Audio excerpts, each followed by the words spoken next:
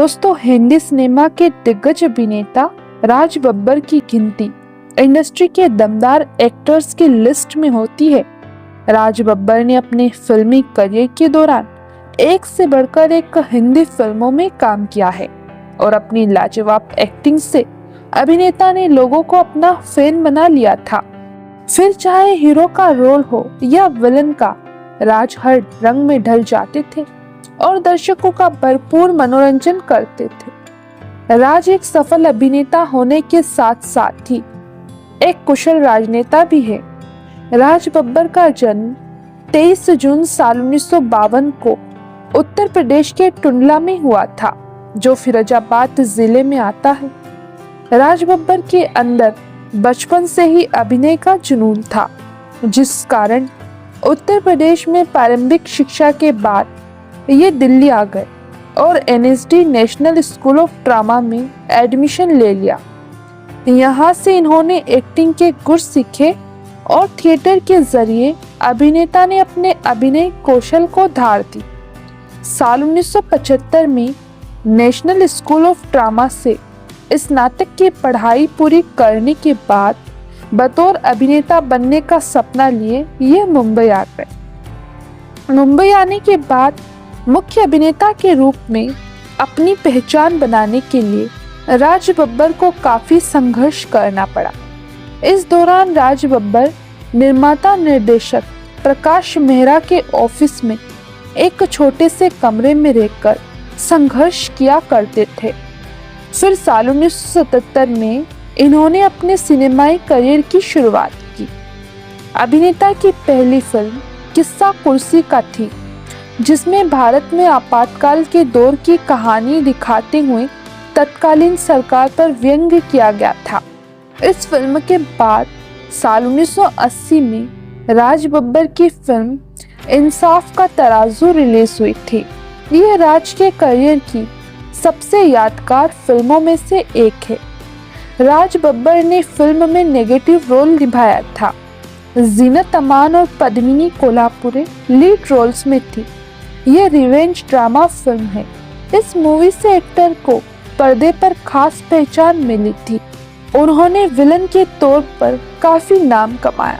उन्हें film fair के सर्वश्रेष्ठ अभिनेता पुरस्कार, film fair best actor award के लिए भी नॉमिनेट किया गया था।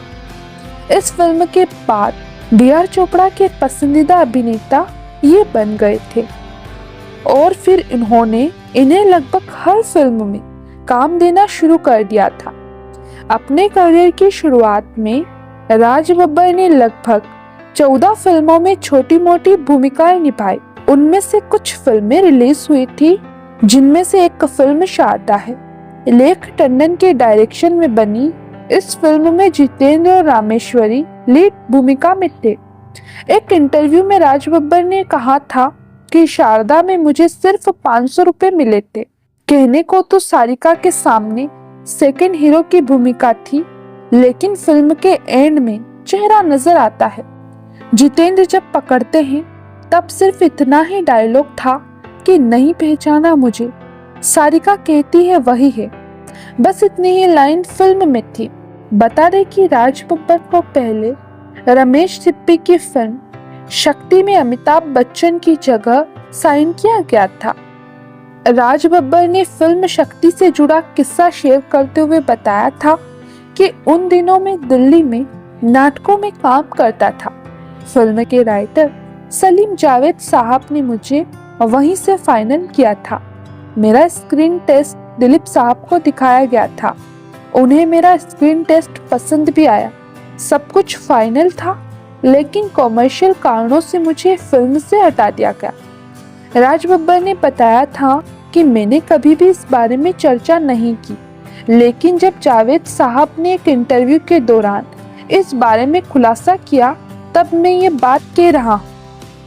राज बब्बर ने कहा था कि मेरे साथ ऐसे हादसे होते रहे। जो मुझे मिलना चाहिए था वो छीनकर कोई और ले जाता था। प्रकाश मेहरा ने मुझे 2 फिल्मों के लिए साइन किया था। उनमें से एक फिल्म नमक हलाल थी। उस समय मैं दिल्ली में रहता था। मैंने प्रकाश मेहरा से कहा कि मेरे पास मुंबई में रहने की कोई जगह नहीं है, आपको मुझे एक घर देना होगा। प्रकाश मेहरा ने मुझे 1 साल तक रहने की जगह दी, लेकिन बाद में जब उन्होंने कहा कि मैं तुम्हें ये रोल नहीं दे सकता, तो मैंने कहा कि मैं अभी 1 साल और इस घर में रहूंगा। ठीक 1 साल के बाद मैंने प्रकाश मेहरा का घर छोड़ दिया, लेकिन उसी घर की बदौलत मुंबई में अपना घर बना पाया। एक रिपोर्ट्स के मुताबिक नमक हलाल फिल्म में अमिताभ बच्चन राज बब्बर के साथ काम करने को इच्छुक नहीं थे। वे राज बब्बर के बदले किसी बड़े लोकप्रिय कलाकार को अपने साथ चाहते थे। अमिताभ के दबाव के कारण प्रकाश मेहरा ने राज बब्बर की जगह शशि कपूर को फिल्म में ले लिया, लेकिन अमिताभ की ये जिद प्रकाश मेहरा को बुरी लगी। अमिताभ बच्चन की वजह से भले ही प्रकाश मेहरा राज बब्बर के साथ नमक हलाल में काम नहीं कर पाए, लेकिन बाद में उन्होंने राज बब्बर को अपनी अगली फिल्म मुकद्दर का फैसला में राजकुमार, राखी, मीनाक्षी शेषाद्री और टीना मुनीम के साथ कास्ट किया। यह फिल्म 31 जुलाई साल 1987 को रिलीज हुई थी। इस फिल्म का निर्माण करण जौहर के पिता यश जौहर ने किया था। साल 1982 में राज बब्बर की फिल्म निकाह रिलीज हुई थी। इसमें राज बब्बर ने एक्ट्रेस सलमा आगा के साथ काम किया था। इस फिल्म में राज बब्बर ने आफाक हैदर का किरदार निभाकर और अपने शायराना अंदाज से सभी को अपना दीवाना बनाया था। इस फिल्म से राज बब्बर को बतौर हीरो काफी लोकप्रियता हासिल हुई थी। एक्टर राज बब्बर ने इंडस्ट्री में जगह बनाने से पहले ही शादी कर ली थी। उन्होंने अपनी पहली पत्नी नादिरा से काफी पहले शादी करने का फैसला लिया। राज और नादिरा अलग अलग धर्मों से थे, वह हिंदू थे और वो मुस्लिम थी। हालांकि उन्हें अपने परिवार के दबाव का सामना करना पड़ा, क्योंकि वे चाहते थे कि नादिरा हिंदू धर्म अपना ले, लेकिन राज ने ऐसा नहीं किया और राज बब्बर के पिता ने उनको सपोर्ट किया। राज बब्बर और नादिरा अपने समय के बेहतरीन कलाकार रहे हैं। राज बब्बर ने हीरो, विलन से लेकर माता पिता तक के किरदार निभाकर दर्शकों का दिल जीता। वहीं नादिरा बब्बर ने भी कई फिल्मों में अपनी शानदार एक्टिंग से नाम कमाया। दोनों ने साल 1975 में शादी की और इनके 2 बच्चे हुए, जूही बब्बर और आर्य बब्बर। राज बब्बर और नादिरा बब्बर की बेटी जूही बब्बर ने भी बॉलीवुड और टीवी में काम किया है। वह रिफ्लेक्शन, अय्यारी, फराज, काश आप हमारे होते जैसी फिल्मों में छोटे मोटे किरदारों में नजर आए, लेकिन उनका करियर ज्यादा सफल नहीं रहा। जूही को दर्शकों से उतनी वाहवाही नहीं मिली जितनी उनके माता पिता को मिली थी। जूही बब्बर के पति का नाम अनूप सोनी है, वह एक टीवी अभिनेता है। जूही और अनूप की शादी 14 मार्च साल 2011 को हुई थी। यह जूही की दूसरी शादी थी। जूही की पहली शादी फिल्म निर्माता बिजोय नाम्बियार से हुई थी। वहीं राज बब्बर के बेटे आर्य बब्बर ने भी बॉलीवुड में कदम रखा। वह अब के बरस, जट सिंह गोलमाल, नोटी जाट, पापी एक सत्य कथा जैसी फिल्मों में दिखाई दिए, लेकिन उनकी फिल्में और एक्टिंग ज्यादा असर नहीं छोड़ पाई। आर्य बिग बॉस 8 में भी हिस्सा ले चुके हैं, लेकिन अपने माता पिता जैसी शोहरत हासिल नहीं कर पाए। राज बब्बर जब अपने करियर में ऊंचाइयों पर थे, तभी फिल्म भीगी पलके में काम करने के दौरान ही राज बब्बर को एक्ट्रेस स्मिता पाटिल से प्यार हो गया। बताया जाता है कि स्मिता पाटिल के साथ काम करने के लिए राज बब्बर अपनी फीस आदि कर देते थे। दोनों के बीच प्रेम इस कदर परवान चढ़ा कि समाज की परवाह किए बगैर लंबे समय तक ये लिव इन रिलेशनशिप में रहे, जिसकी काफी आलोचना हुई थी। इसके कुछ समय बाद इन्होंने शादी कर ली थी। स्मिता पाटिल ये जानती थी कि राज बब्बर पहले से ही शादीशुदा और 2 बच्चों के पिता हैं। स्मिता पाटिल की बायोग्राफी में लेखिका मैथिली राव ने लिखा है कि स्मिता पाटिल ये जानते हुए भी कि उनके प्रेम की वजह से किसी का घर बर्बाद हो रहा है, अपने कदम पीछे नहीं खींच पा रही थी। राज बब्बर और स्मिता पाटिल का एक बेटा जिसका नाम प्रतीक है। प्रतीक बब्बर भी एक अभिनेता है। स्मिता पाटिल के निधन साल 1986 में प्रतीक बब्बर के जन्म के कुछ समय बाद ही हो गया था। प्रतीक बब्बर ने बॉलीवुड में कई फिल्मों में काम किया है, जिसमें जाने तू या जाने ना, मुल्क और छिछोरे हैं। बताया जाता है कि स्मिता पाटिल के निधन के बाद राज बब्बर पूरी तरह से टूट गए थे और उस गम से बाहर निकलने में राज बब्बर को कई साल लगे। इसी दौरान इनकी दोस्ती रेखा से हो गई। बताया जाता है कि उसी वक्त रेखा और अमिताभ बच्चन का रिश्ता भी टूटा था। ऐसी स्थिति में राज और रेखा एक दूसरे का सहारा बन गए थे। राज बब्बर और रेखा के रिश्ते की काफी चर्चा होने लगी थी।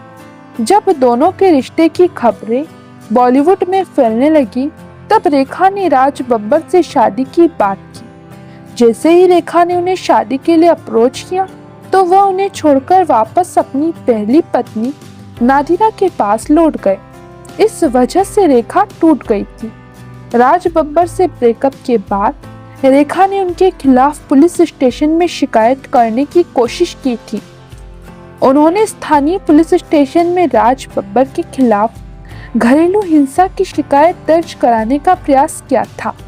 हालांकि अधिकारियों ने इस घटना को प्रेमी का झगड़ा बताकर खारिज कर दिया था और एक्ट्रेस को वापस अपने घर भेज दिया था।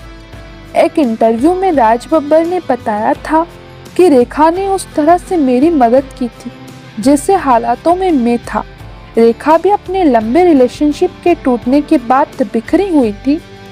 वह भी उस दुख से बाहर निकलना चाहती थी। मेरी भी ऐसी ही हालत थी। उस वक्त हम दोनों साथ में काम भी कर रहे थे। ऐसे में हम दोनों एक दूसरे के इमोशनल सपोर्ट बनकर उभरे, क्योंकि हम एक दूसरे की परेशानी और दुख को समझ पा रहे थे। बता दें कि अपने करियर के पिक पर राज बब्बर फिल्में छोड़कर राजनीति में चले गए। राजनीति में शामिल होने से पहले इनकी फिल्म दलाल हिट रही। इस फिल्म में राज बब्बर ने नेगेटिव किरदार निभाया था। इस किरदार में न सिर्फ राज बब्बर की खूब सराहना हुई थी, बल्कि इस फिल्म के लिए इन्हें बेस्ट नेगेटिव रोल के लिए फिल्म फेयर अवार्ड में नामांकन मिला था। इस फिल्म के बाद राज बब्बर पूरी तरह से राजनीति में सक्रिय हो गए। एक इंटरव्यू में राज बब्बर ने बताया था कि जब मुझे पहली बार राज्यसभा में सांसद बनाया गया, तब मेरे पास 63 फिल्में थी।